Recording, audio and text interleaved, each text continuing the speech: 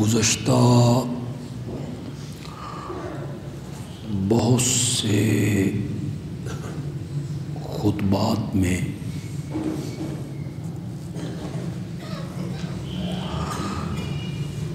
ترتیب وار اور سلسلہ وار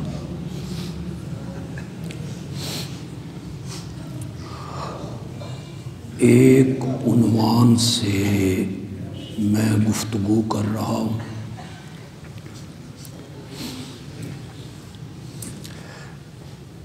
کہ امام الانبیاء خاتم النبیین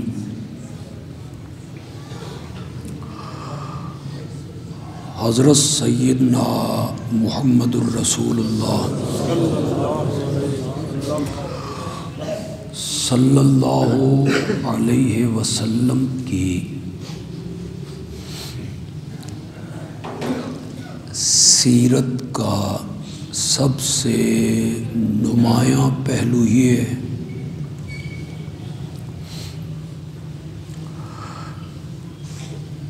کہ آپ نے امت کو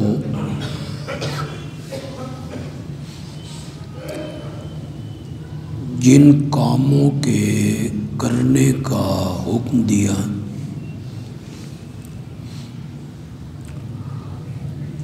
آپ نے پہلے اس پر عمل کر کے دکھایا۔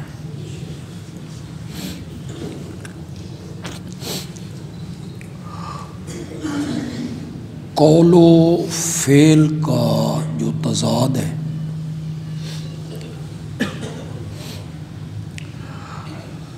یہ ہمارے بگاڑ کا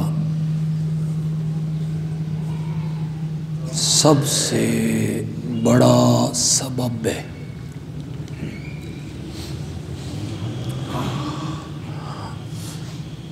پہلے پارے میں سورۃ البقرہ میں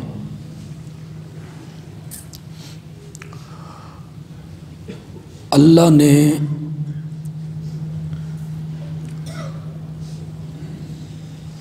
بنی اسرائیل کو خاص کر کے خطاب کیا۔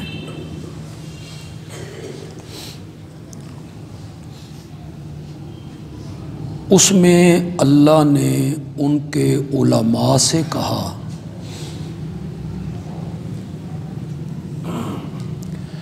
اَتَأْمُرُونَ بِالْبِرِّ وَتَنْسَوْنَ أَنفُسَكُمْ،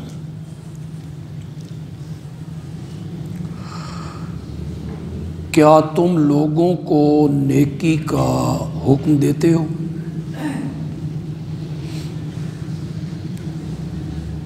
اور اپنے آپ کو بھول جاتے ہو؟ وَأَنْتُمْ تَتْلُونَ الْكِتَابَ، حالانکہ تم کتاب بھی پڑھتے ہو۔ أَفَلَا تَعْقِلُونَ، عقل کیوں نہیں کرتے ہو؟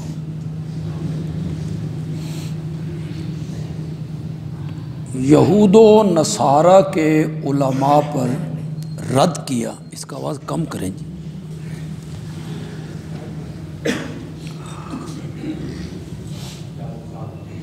تو ان کی اس خامی کا ذکر کیا کہ لوگوں کو نیکی کا حکم دیتے ہو اور خود اس پر عمل نہیں کرتے ہو۔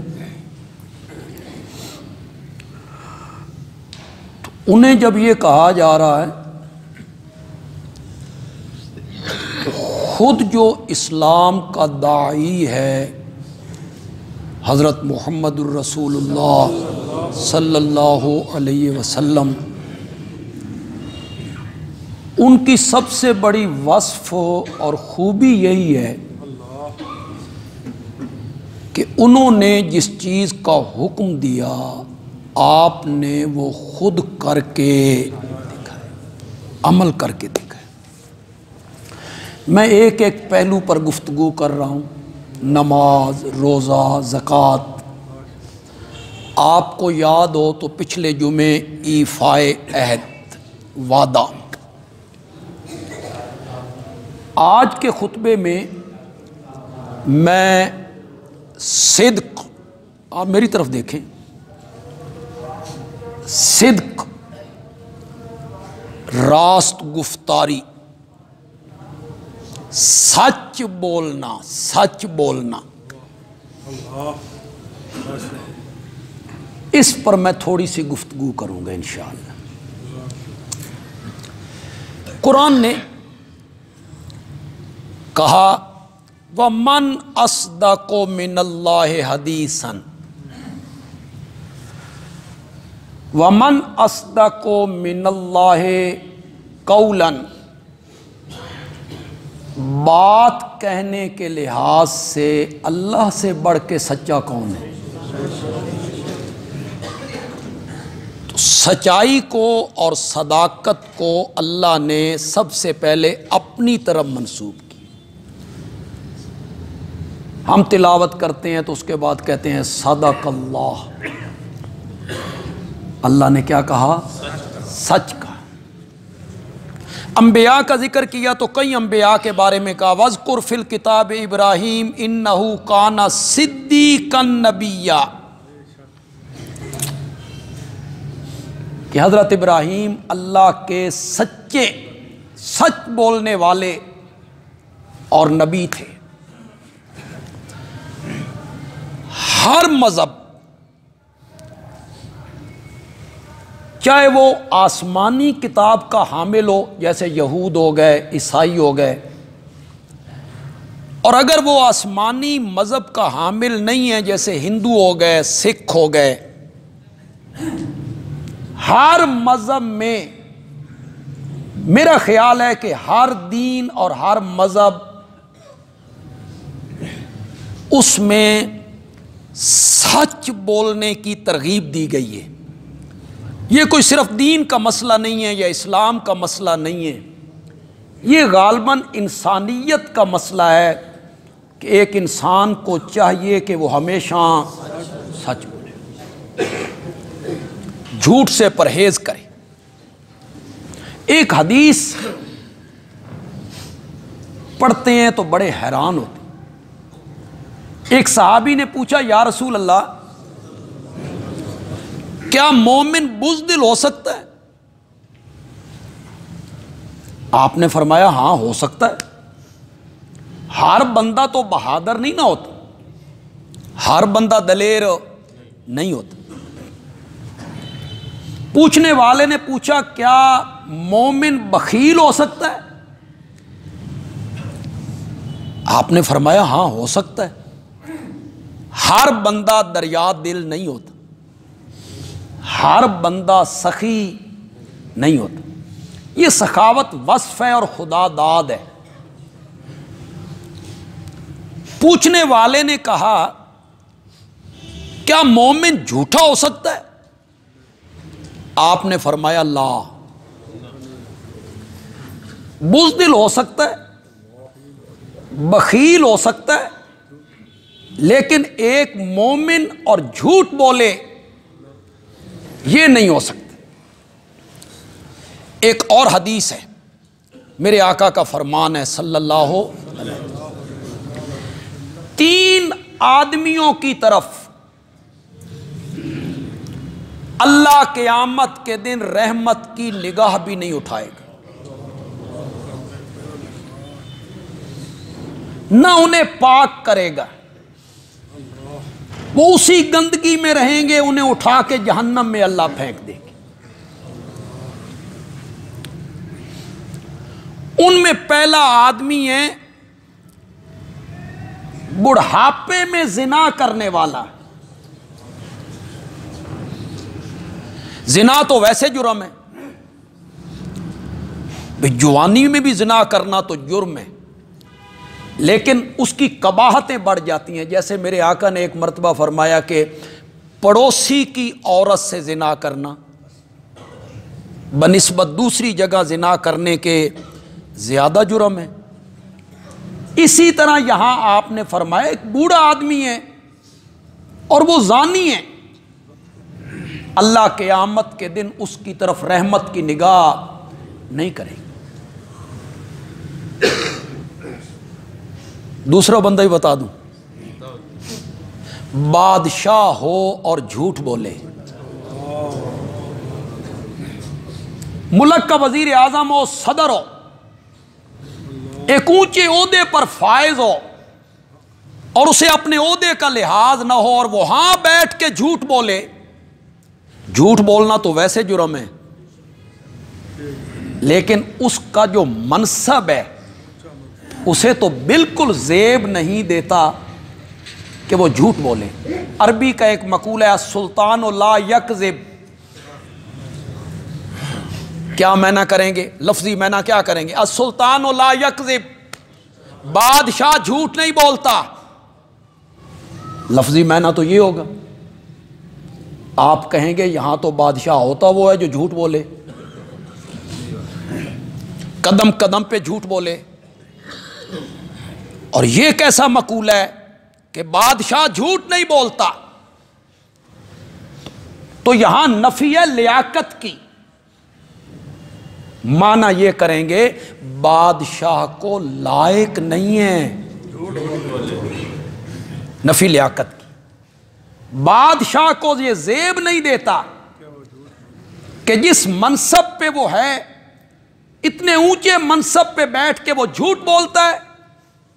اسی طرح میرا خیال ہے کسی جماعت کا سربراہ ہو یا خاندان کا سربراہ ہو،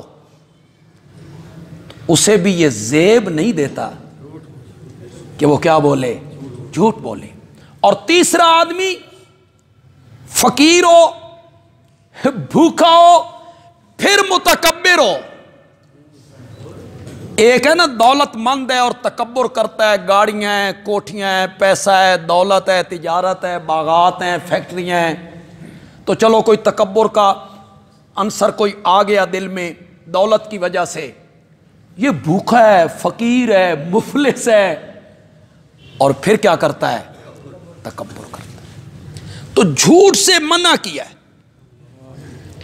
بادشاہ اپنے منصب پہ بیٹھ کے جھوٹ بولے، اسے یہ لائق نہیں ہے، اور اگر وہ یہ فعل کرتا ہے تو قیامت کے دن اللہ اس کی طرف رحمت کی نگاہ نہیں کرے گا۔ تو سچ کی ترغیب دی قرآن نے، سچ بولنے کی ترغیب دی حضرت محمد الرسول اللہ صلی اللہ علیہ وسلم نے، جھوٹ سے منع کیا، سمجھایا جھوٹ نہیں بولنا۔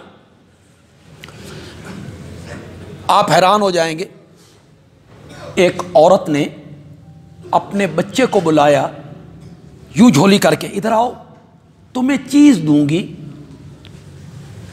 تو امام الانبیاء حضرت محمد الرسول اللہ صلی اللہ علیہ وسلم نے اس عورت سے پوچھا، ویسے کہا ہے کہ دینا چاہتی ہو؟ اس نے کہا یا رسول اللہ میں ایک کھجور دے دوں گی۔ آپ نے فرمایا اگر تم چیز کے بہانے بلا کر اپنے بچے کو کچھ نہ دیتی تو یہ بھی جھوٹ میں لکھا جاتا۔ اب تھوڑا سا آپ اندازہ لگائیں کہ ہماری کیا حالت ہو رہی ہے کہ بچے کو بلا رہی ہے، فرمایا اس چیز دینے کے بہانے بلا رہی ہو، اگر تم نے چیز نہ دی تو یہ بھی جھوٹ میں لکھا جائے۔ ایک عورت آئی، اس نے کہا یا رسول اللہ میری سوکن ہے، اگر میں اس کو جلانے کے لیے ویسے کہہ دوں کہ خامد نے مجھے یہ دی ہے، یہ دی ہے، یہ دی ہے، یہ سڑے، تو اس کی کوئی گنجائش ہے؟ آپ نے فرمایا اس کی تو دوہری سزا ہے، اس سے منع کیا جا رہا ہے۔ یعنی جھوٹ کسی سطح کا ہو، شریعت نے، قرآن نے، میرے آقا نے اس سے منع کیا ہے۔ دیکھیں جھوٹ صرف یہ نہیں ہے جو زبان سے بولا جائے، عمل سے بھی جھوٹ بولا جاتا ہے۔ یہ جو ہم جھوٹے میڈیکل سرٹیفکیٹ بناتے ہیں، اچھے خاصے پڑھے لکھے دیندار. حضرت مولانا تقی عثمانی صاحب نے کسی جگہ پہ لکھا ہے کہ بہت دیندار آدمی، اللہ والوں کی صحبت میں رہنے والا، میرے پاس آیا اور میں نے اس سے کہا کہ تم نے تو واپس جانا تھا غیر ملک جہاں تمہاری ملازمت ہے. کہنے لگا جی میں نے ہفتے کی اور چھٹی لے لی ہے، میڈیکل سرٹیفکیٹ بھیج دی. تو میں نے کہا اس میڈیکل سرٹیفکیٹ میں آپ نے کیا لکھوایا؟ کہ جی لکھوایا یہ کہ ایسی بیماری لاحق ہے کہ چلنے پھرنے کے قابل نہیں. میں نے کہا تم تو میرے پاس بیٹھے ہو، گھر سے چل کے آئے ہو، تو یہ تم نے جھوٹا سرٹیفکیٹ پیش کیا. تو اس بندے کے پاؤں تلے سے زمین نکل گئی اور اس نے کہا مجھے تو اب پتہ چلا ہے کہ یہ بھی جھوٹ کے زمرے میں ہے. یہ لوگوں کی اس طرف توجہ نہیں ہے.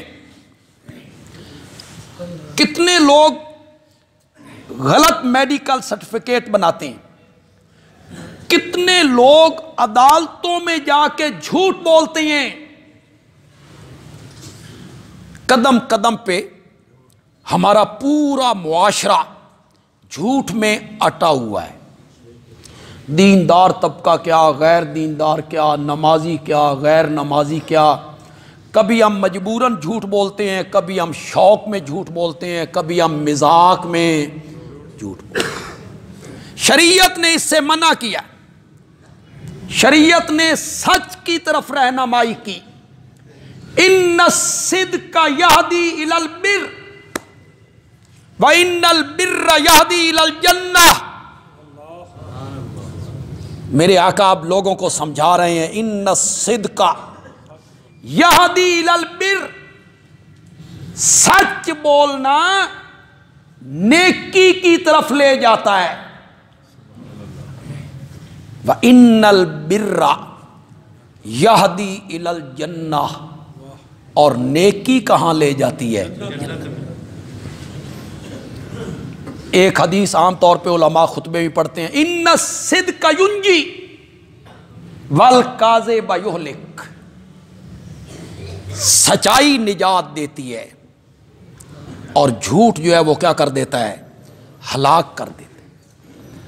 آپ نے فرمایا سچائی نیکی کی طرف لے جاتی ہے اور پھر بندے کو نیکی جنت کی طرف لے جاتی ہے.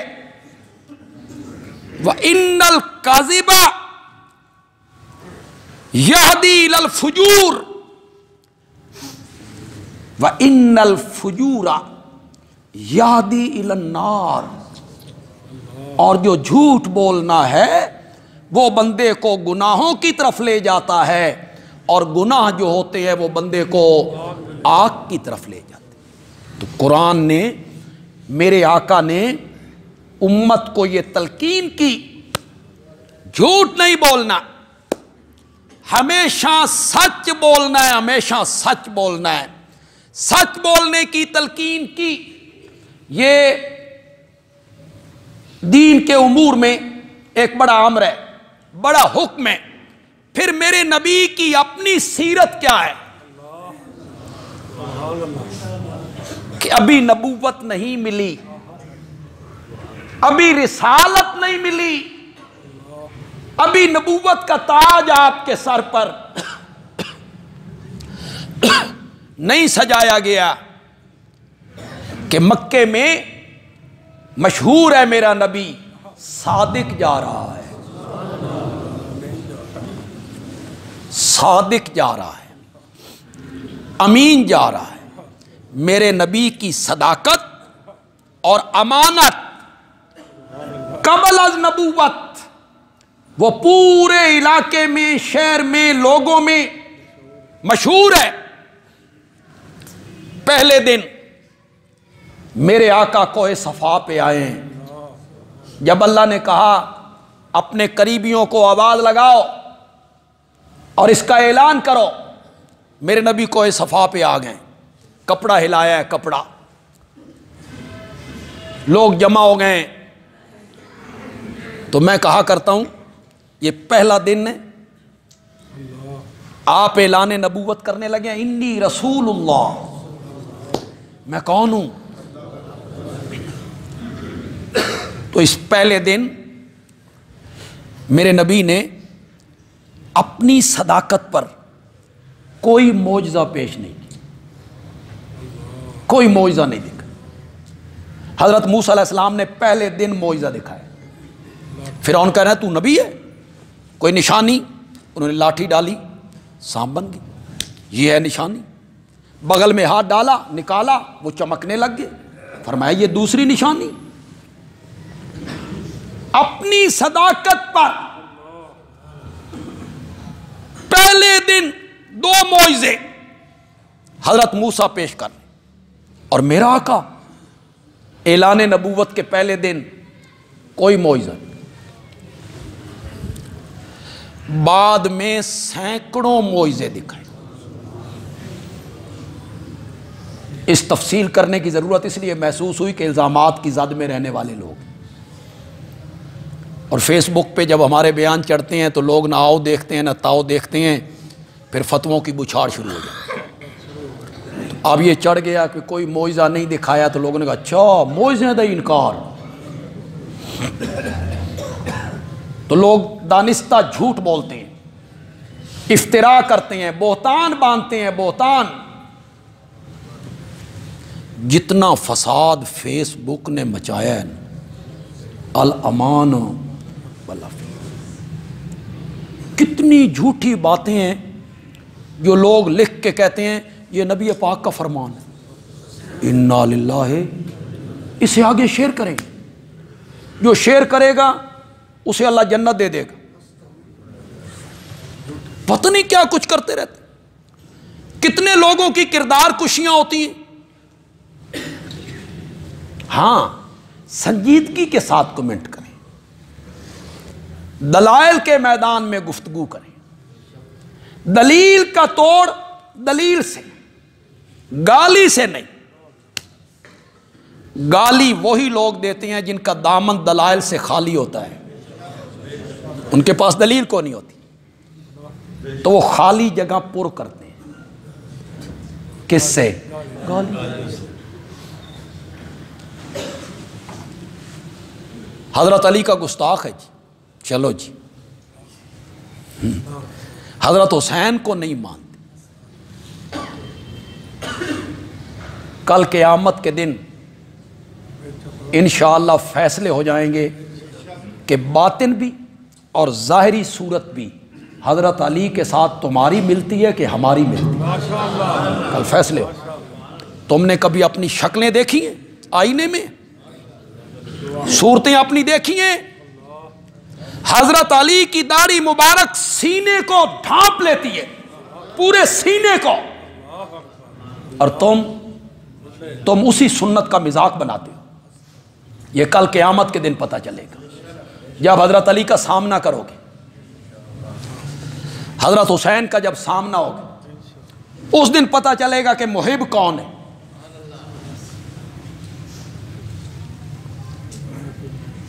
نہ تمہارے پاس قرآن ہے، نہ کوئی حافظ قرآن ہے، نہ کوئی قاری قرآن ہے، نہ نماز،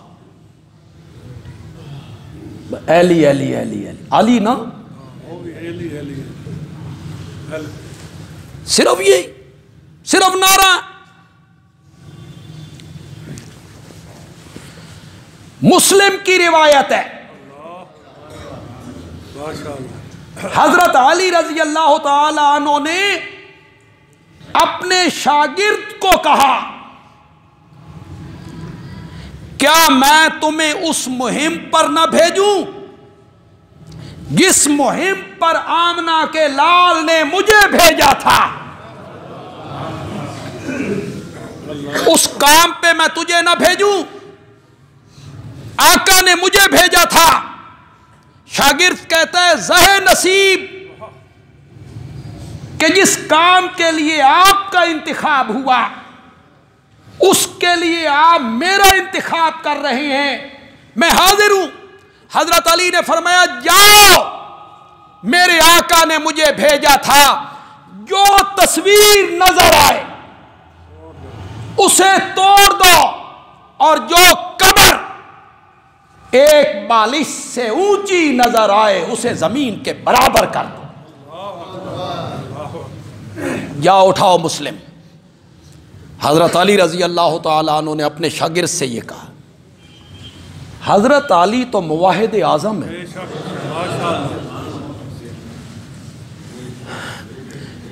گالیاں نکال کے اپنی بڑاس نکالتے رہتے ہو، معجزوں کا انکار نہیں ہے نا۔ میرے آقا کے دستے مبارک پر اتنے معجزے صادر ہوئے جن کا شمار ممکن نہیں۔ میرے ایک ساتھی تھے محمد حسن انصاری سے، محکمہ تعلیم میں رہے یہاں سرگودم۔ عمر میں تو مجھ سے بہت بڑے تھے، لیکن میرے ساتھ ان کا یہ ادبی سا تھوڑا سا تعلق تھا۔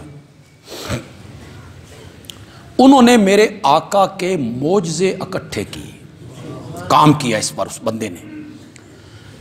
اب تو مجھے ان کی اولاد کا بھی پتہ نہیں کہ وہ کہاں رہتے ہیں، وہ میں ان سے حاصل کروں وہ مواد، کوئی ذریعہ ہو ایسا۔ اچھا ماشاءاللہ۔ تو انہوں نے مجھے صرف ایک کاپی دی پڑھنے کے لیے، صرف ایک رجسٹر، وہ ہوگا کوئی 35-40-50 صفحوں پہ مشتمل۔ اس میں صرف ان معجزوں کا ذکر تھا جن معجزوں کا تعلق میرے آقا کی لعاب سے۔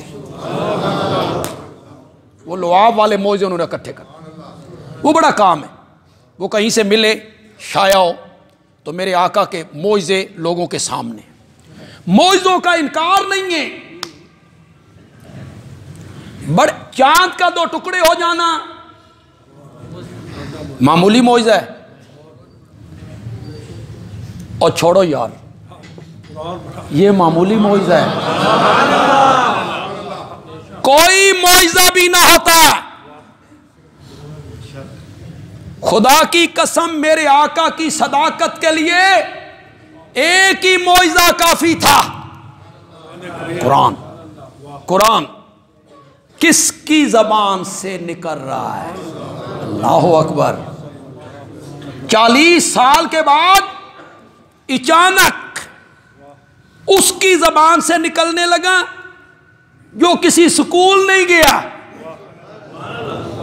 کسی مدرسے نہیں گیا، کسی مکتب میں نہیں گیا، کاغذ قلم دوات تختی اس نے کبھی ہاتھ میں نہیں لی، اس کا استاد کوئی نہیں، پڑھنا نہیں جانتا، اپنا نام لکھنا نہیں جانتا، اس کی زبان سے 40 سال کے بعد اچانک ایسی کلام نکلنے لگی جس نے عرب کے فصحاء بلغا شاعروں کو چیلنج کر دیا، فاتو بسورۃ من مثلہ،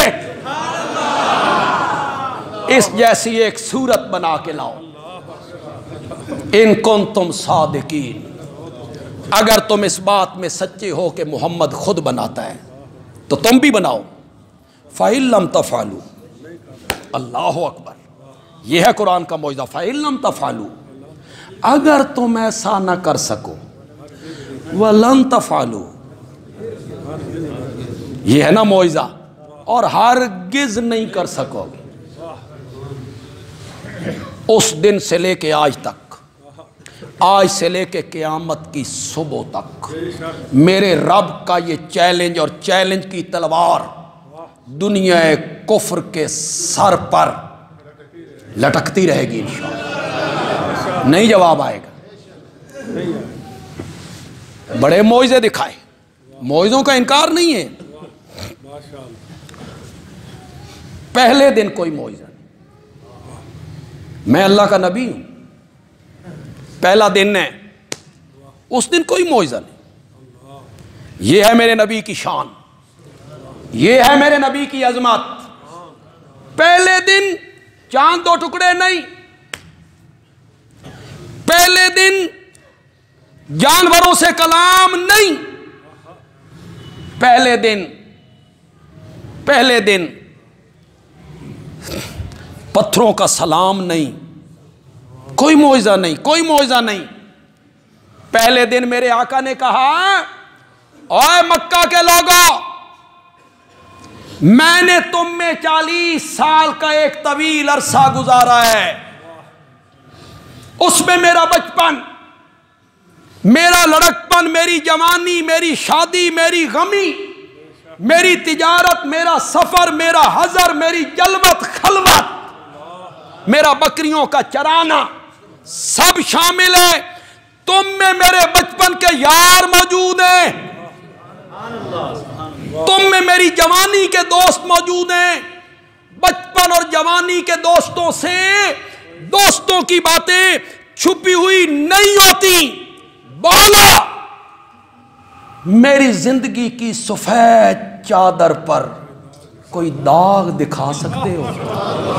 اللہ اکبر، اللہ اکبر۔ تم نے مجھے سچا پایا یا جھوٹا؟ حال وجدتمونی صادقا او کاذبا، تم نے مجھے سچا پایا یا جھوٹا؟ قوم کے سب لوگ بیک زبان ہو کے کہتے ہیں جربنا لک مرارا۔ مزہ تو یہ ہے مجھے ترجمہ نہ کرنا پڑے، عربی عبارت آپ سمجھیں اور سبحان اللہ کہیں پھر مزہ ہے۔ پہلے اسے کا ترجمہ کر دیتا ہوں۔ جربنا لک مرارا، ہم نے کئی مرتبہ تیرا تجربہ کیا ہے۔ ما رائنا فیک الا صدقا، ما رائنا فیک الا صدقا، آمنہ کے جائے ہم نے تجھے ہمیشہ سچا ہی پایا۔ میرے آقا نے جب امت سے کہا سچ بولو، تو خود میرا نبی کتنا صادق بن کے آیا۔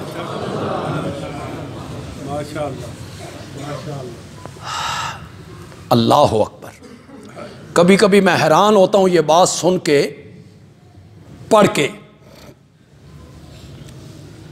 آپ نے فرمایا سچا پایا کہ ہاں، کہ میں پہاڑ کی چوٹی پر ہوں، تم دامن میں، پیچھے جو کچھ میں دیکھ رہا ہوں تم نہیں دیکھ رہے ہو۔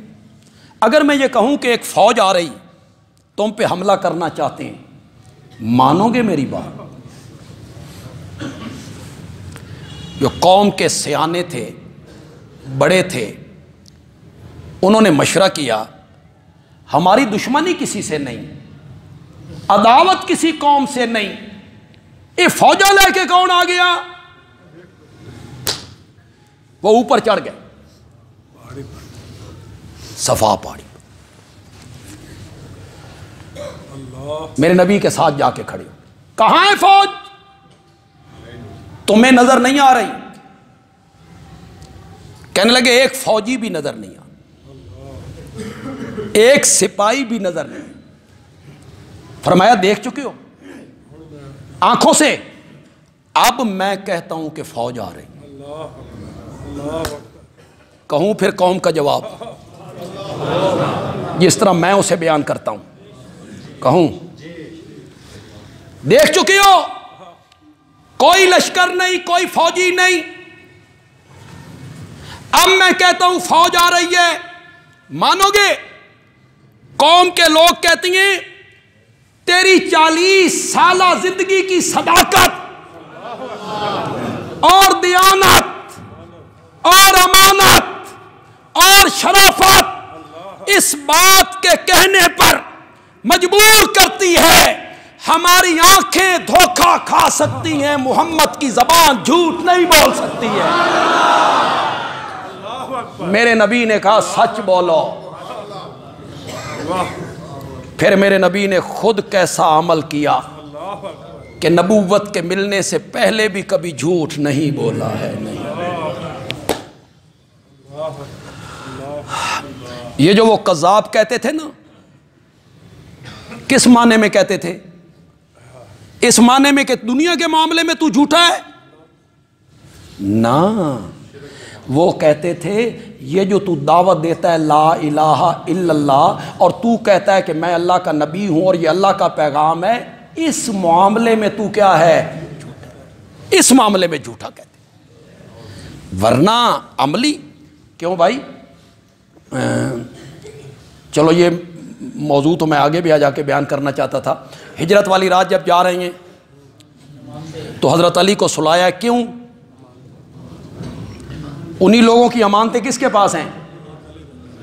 امین تو وہ سمجھ رہے ہیں دنیا کے معاملے میں، یہ صرف اس معاملے میں کذاب کہتے تھے۔ کس معاملے میں؟ اجعل الآلہۃ الہا واحدا، اجعل الآلہۃ، میں قرآن کا طالب علم ہوں اور میں الہ کا مفہوم اچھی طرح سمجھتا ہوں اور قرآن کے رنگ میں سمجھتا ہوں۔ اتنے سارے مشکل کشاؤں کا ایک مشکل کشا بنا دیا، اتنے سارے حاجت رواؤں کا ایک حاجت روا بنا دیا۔ اجعل الآلہۃ الہا واحدا، اس معاملے میں کہتے تھے، ترمذی کی حدیث۔ لیکن میں حدیث کیوں پیش کروں؟ میں قرآن کیوں نہ پیش کروں؟ اس قرآن کی تائید میں پھر میں آقا کا فرمان پیش کروں۔ سورۃ انعام ہے، آیت نمبر 33 ہے، 8واں پارہ ہے، آپ گھروں میں جا کے ترجمہ پڑھیں۔ سورۃ انعام آیت نمبر 33، قد نعلم انہ لیحزنک الذی یقولون، آپ عربی جانتے ہوتے تھے، آپ کو پتہ چلتا قد نعلم، ہم جانتے ہیں، ہم جانتے ہیں۔ اللہ اپنے نبی کو تسلی دے رہا ہے، ہم جانتے ہیں۔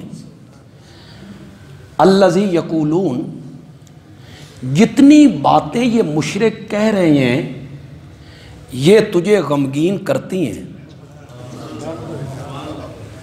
آپ غم زدہ ہوتے ہیں۔ یحزنک الذی یقولون،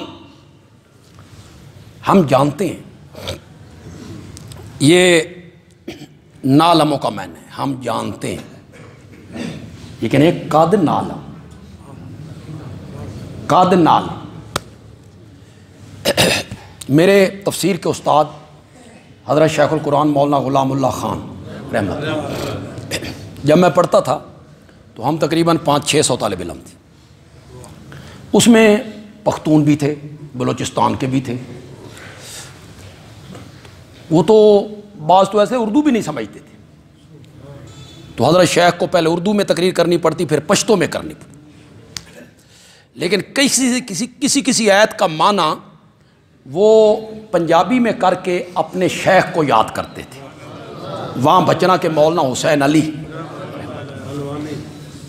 رحمت اللہ، وہ جو پنجابی میں معنی کرتے ہیں نا، اس میں قد کا معنی بھی آ گیا، قد کا بھی، نعلموں کا بھی معنی کیا مولانا حسین علی رحمت اللہ علیہ نے۔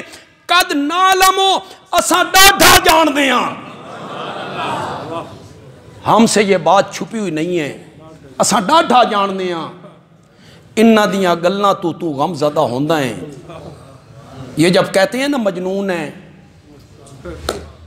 شاعر ہے، شاعر ہے، دیوانہ ہے، کذاب ہے، فلاں لوہار سے پڑھ کے آتا ہے، پہلے لوگوں کی کہانیاں سناتا رہتا ہے،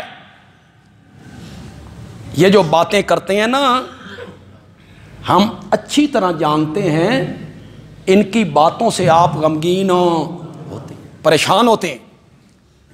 اس سے معلوم ہوا کہ نبی پاک بھی غمگین ہوتے تھے کہ میرے ساتھ کیا بن گیا۔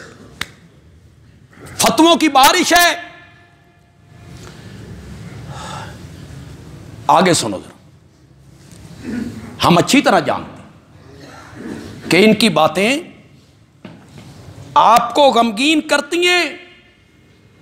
انہم لا یکذبونک، یہ لوگ آپ کی تکذیب نہیں کرتے جی، یہ لوگ آپ کی تکذیب نہیں کرتے، لیکن یہ ظالم جو ہے نا بے آیاتنا یجحدون، یہ تو ہماری آیتوں کا انکار۔ اور سمجھ آئی آپ کو کہ کون نہیں آئی؟ اللہ کیا کہہ رہے ہیں؟ یہ آپ کی تکذیب نہیں کر رہے۔ آپ کی تکذیب کرنی ہوتی 40 سال پہلے کرتے نا۔ تکذیب تو اس وقت شروع ہوئی جب میری آیتیں ان کے سامنے آنے لگی، جب آپ توحید کے مبلغ بن کے آئے، آپ کی زبان مقدس سے نکلا قولوا لا الہ الا اللہ، یہ اس کی تکذیب کرتے ہیں، یہ آپ کی تکذیب نہیں۔ یہ سورۃ انعام ہے، آیت نمبر 33 ہے۔ مجھے کئی لوگوں نے بتایا اور میں نے میرا خیال ہے جواہر القرآن کے مقدمے میں پڑھا، جواہر القرآن جس عالم نے مرتب کی مولانا سجاد بخاری رحمۃ اللہ علیہ، وہ بہت بڑے عالم تھے۔ انہوں نے لکھا کہ میں نے خود ایک خطیب سے سنا، وہ کہہ رہا تھا لوگوں کو اللہ دے معاملے تے جھگڑا ہی کونی سی، مشرکین تو مانتے تھے سب کچھ، سارا جھگڑا تو آپ کی رسالت میں تھا، سارا جھگڑا تو آپ کی ذات میں تھا، اللہ کی الوہیت میں، اللہ کی ذات میں تو جھگڑا ہی نہیں تھا مشرکین کو۔ اس خطیب نے یہ بات اس لیے کہی ہوگی کہ اکثر خطیبوں کو قرآن کی آیتیں نصیب نہیں ہوتی۔ خطابت ہمارے ملک میں کیا ہے؟ علم کا نام ہے، خطابت علم کا نام ہے ہمارے ملک میں۔ انا للہ و انا، علم دی کیڑی ضرورت ہے؟ 4-5 یا 10 کتابیں پڑھو اردو کی، 2-3 پہلے خطیبوں کی تقریریں سنو، نقل اتارو، ذرا زبان درازی کرو، بس زبانی کرو، دوسروں کے اکابرین پہ فتوے لگاؤ، دوسروں کے بزرگوں کے نام بگاڑو، بس زبانی کرو۔ گرمیاں ہون تے پھر بازو شازو چڑھا لو، سردیاں تے چڑھ دے نہیں، تو پھر بازو شازو چڑھا کے اس نو میرے مقابلے کڈو تے اس نو میرے مقابلے کڈو تے اے چیلنج تے او چیلنج، بس لوگ بھی کہتے ہیں بڑا خطیب ہے جی، پھٹیاں بھن دیتی ہیں۔ یہ خطابت ہے ہمارے ملک۔ پھر دوسری خطابت کیا ہے؟ توتی چنگی بول دی، بس آواز اچھا ہونا خطابت کی علامت ہے۔ دیکھنا تقریر کی لذت کے جو اس نے کہا، میں نے یہ جانا کہ گویا یہ بھی میرے دل میں، یہ ہے خطابت۔ خطیب قرآن کی طرف نگاہ ہی نہیں ہوتی۔ تو سورۃ انعام کی میں نے کون سی آیت پڑھی؟ اس میں کیا کہا اللہ نے؟ فَإِنَّهُمْ لَا يُكَذِّبُونَكَ، یہ آپ کی تکذیب نہیں کرتے، یہ آپ کو نہیں جھٹلاتے، یہ تو ہماری آیتوں کا انکار کر رہے ہیں۔ جب سے آپ نے قرآن سنانا شروع کیا نا، پھر تکذیب شروع ہوئی، یہ آپ کی تکذیب نہیں کر رہے ہیں۔ اب آئیے، جس حدیث کا میں نے حوالہ دیا ترمذی سے پڑھ رہا ہوں، ایک تو تاریخ کا واقعہ ہے، سیرت کا، وہ حدیث میں نہیں ہے۔ ابو جہل بیت اللہ کی دیوار کے ساتھ ٹیک لگا کے بیٹھا ہوا ہے، ایک آدمی آیا، اس نے کہا مکے کے چودھری، پورا مکہ افتراق کا شکار ہو گیا ہے، اختلاف ہو گیا، اور اختلاف بھی ایسا، چچا ادھر ہے، بھتیجا ادھر ہے، ماموں ادھر ہے، بھانجا ادھر ہے، ایک بھائی ادھر ہے، ایک بھائی ادھر، دو حصوں میں تقسیم ہو گئے۔ بدر کے میدان میں ایک صحابی ہیں، ان کا بھائی ابو جال کے جھنڈے کے نیچے سے لڑنے کے لیے آیا، غالباً حضرت سعد ہیں، ادھر حضرت سعد ادھر کھڑے ہیں میرے نبی کے جھنڈے کے نیچے، تو وہ بھائی سامنے ہیں، وہ گرفتار ہو گئے۔ وہ جب گرفتار ہوا تو ایک صحابی اس کی مشکیں باندھ رہا، یعنی پیچھے ہاتھ کر کے نا کپڑے سے باندھ رہا، تو ادھر سے حضرت سعد آ گئے۔ بھائی نے دیکھا بھائی آ رہا ہے تو بھائی میری سفارش کرے گا، پھر آج ہویا تو حضرت سعد کہتی ہے ذرا کس کے بننی،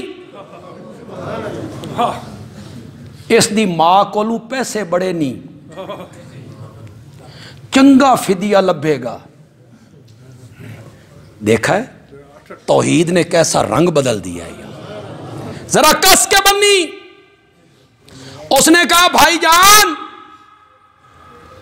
میرے ذہن میں تھا آپ سفارش کریں گے کہ باندھو بھی نہیں، تو حضرت سعد نے کہا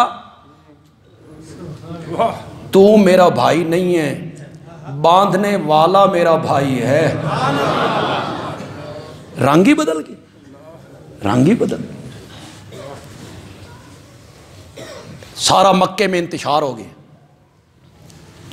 دو گروہ گئے، ایک کی قیادت تیرے ہاتھ میں ہے، دوسرے کی قیادت محمد الرسول اللہ صلی اللہ علیہ وسلم کے ہاتھ میں ہے۔ بیت اللہ کی دیوار ہے، سچ سچ بول، تیرا محمد کے بارے میں کیا خیال ہے؟ صلی اللہ، زور سے کہو ذرا یار۔ ابو جال کہتا ہے بڑی عجیب جگہ پہ بیٹھ کے تو نے سوال کیا، مجھے کعبہ کے رب کی قسم ہے اس نیلی چھت کے نیچے اور اس زمین کے اوپر میری نگاہوں نے محمد سے بڑھ کے سچا کوئی نہیں دیکھا ہے، کوئی نہیں دیکھا ہے۔ ترمذی کی یہ حدیث ہے جو اب پڑھنے لگا ہوں۔ ابو جال کہتا ہے میرے نبی کو خطاب کر کے، ہم تجھے نہیں جھٹلاتے، جی ترمذی سے پڑھ رہا ہوں، ہم تجھے نہیں جھٹلاتے، ہم تو اس دعوت کو جھٹلاتے ہیں جس کی دعوت تو ہمیں۔ تو میرے نبی نے امت کو حکم دیا سچ بولنے کا اور جھوٹ سے بچنے کا، تو میرے نبی نے اس پر پہلے عمل کر کے دیکھا کہ آپ صادق کے نام سے معروف ہیں۔ صلح حدیبیہ کے بعد میرے نبی نے بادشاہوں کو خط لکھے تو ایک خط شاہ روم ہرقل کو لکھا۔ ہرقل اس وقت روم کی بجائے بیت المقدس میں آیا ہوا تھا، خط بھی وہاں پہنچ گیا۔ ہرقل نے خط پڑھا، وہ تو روم کا بادشاہ تھا اور خط لکھنے والا میں محمد الرسول اللہ، چھوٹی سی سلطنت، صحیح ریاست مدینہ، چھوٹی ادھر روم، اللہ اکبر۔ اس خط کا عنوان کیا ہے؟ عنوان کیا ہے؟ بڑا لمبا چوڑا خط ہوئے گا، اسلم تسلم، اسلم تسلم، بچنا چاہنا تے اسلام قبول کر لے۔ شاعر روم کو لکھ رہے، اس نے کہا ہاں یہ مجھے کہتا ہے بچنا چاہنا تے سلامتی چاہنا تے پھر اسلام قبول کر۔ اس نے کہا جاؤ دیکھو مکے کا کوئی آدمی آیا ہوا ہو شام میں، اسے بلا کے لاؤ میں تحقیق کروں۔ سیکورٹی کے لوگ نکلے تو مکے کا آدمی کیا ملنا تھا، ابو سفیان مل گئے۔ اب ابو سفیان جنگوں میں میرے نبی کے خلاف کمانڈر بن کے آ رہے ہیں، اس وقت تک مسلمان بھی نہیں ہوئے، بعد میں اللہ نے دولت ایمان سے سرفراز کر دی۔ پیش ہو گئے، ہرقل اب سوال کرنے لگا ہے، یہ جو نبوت کا مدعی ہے جانتے ہو؟ اس کا جاندہ کیا رشتہ دار ہے میرا، نسب کیسا ہے؟ کہتا ہے نسب پورے عرب میں سب سے اعلیٰ ہے۔ اس نے کہا واقعی نبیوں کا نسب اعلیٰ ہوتا ہے، اعلیٰ۔ اس سے پہلے بھی اس کے آباء و اجداد میں کوئی بادشاہ ہوا ہے؟ نہیں جی۔ اس نے کہا پھر بالکل ٹھیک، اگر پہلے بھی کوئی بادشاہ ہوتا تو میں سوچتا بھی اس نومی وہی بادشاہی والا چکر ہے۔ اس کے جو کلمہ پڑھنے والے ہیں وہ غریب ہیں یا دولت مند ہیں؟ اس وقت دولت مند کتنے، سارے غریب نے۔ اس نے کہا واقعی نبیوں کو پہلے ماننے والے غریب ہی ہوا کرتے، غریب ہی ہوا کرتے۔ کہتا ہے اس ساری زندگی میں تمہیں کبھی اس سے جھوٹ کا تجربہ بھی ہوا؟ کسی موقع پہ اس نے جھوٹ بولا ہو؟ ابو سفیان کہتا ہے بچپن سے لے کے آج تک اس کی زبان سے کبھی جھوٹ نہیں نکلا ہے، نہیں نکلا ہے۔ کس کی گواہی ہے؟ جو اس وقت دشمن ہے۔ کون ہے؟ 6 سال میرے نبی کے خلاف لڑتا رہا، دل سے چاہتا ہے کہ مٹا کے رکھ دوں۔ اور آج سامنے کون ہے؟ ایک بادشاہ ہے، وہ تھوڑا سا مائل ہو جائے، اس کے پاس فوجی ہیں، مدینے پہ چڑھائی ہو جائے گی، لیکن اس نازک موقع پر بھی ابو سفیان کی زبان سے گواہی نکلی تو سچی گواہی نکلی۔ بعد میں جب مسلمان ہوئے تو یہاں ایک اور بات بھی کہتا چلوں یار، جاہلیت کا زمانہ ہے، حضرت ابو سفیان تو مسلمان بھی نہیں ہوئے، کہتے ہیں کئی موقع پہ اس کے سوالوں کے جواب میں میرے دل میں آیا کہ کوئی ایسی ذو معنی بات کروں جس سے یہ متنفر ہو جائے، لیکن کیا کروں، میں جھوٹ نہیں بول سکتا تھا۔ لگتا ہے کہ جاہلیت کے زمانے میں بھی جھوٹ بولنا جو ہے یہ ایک بری عادت شمار ہوتی تھی۔ تو ہمارے جمعے کا موضوع جو ہم شروع میں بیان کرتے ہیں پھر آخر میں آپ کو سناتا ہوں، ہمارے جمعے کا ایک مضمون چل رہا ہے میرے آقا کی سیرت کا سب سے نمایاں پہلو کہ میرے جو آقا کہتے تھے وہ کر کے دکھاتے تھے۔